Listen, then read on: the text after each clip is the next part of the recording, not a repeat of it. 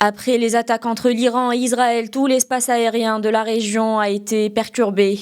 Les pays du Moyen-Orient ont fermé leurs espaces aériens et des compagnies aériennes du monde entier ont supprimé et détourné certains de leurs vols, prolongeant des milliers de voyageurs dans l'incertitude.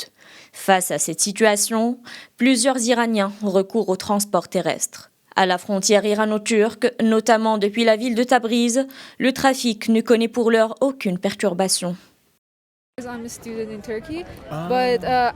Je suis étudiante en Turquie. D'habitude, je rentre chez moi par avion.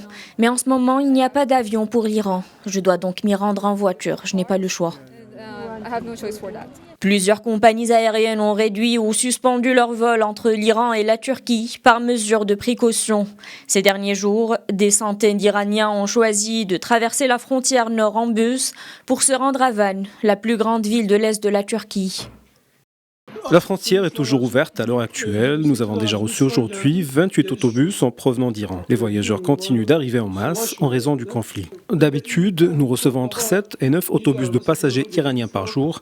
À ce rythme, nous pourrions voir arriver 150 à 200 autobus par jour. My destination is Sweden. À la base, je devais aller en Suède. J'avais mon vol ce dimanche à 4 heures du matin. Téhéran a été bombardé ainsi que d'autres villes.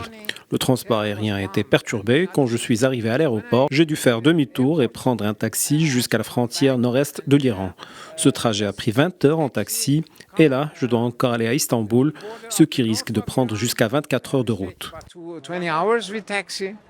Alors que le ciel du Moyen-Orient reste sous tension, les voies terrestres deviennent le dernier lien vital pour des milliers de personnes. À Tabriz, un grand nombre d'Iraniens retiennent leur souffle et espèrent que cette frontière reste ouverte.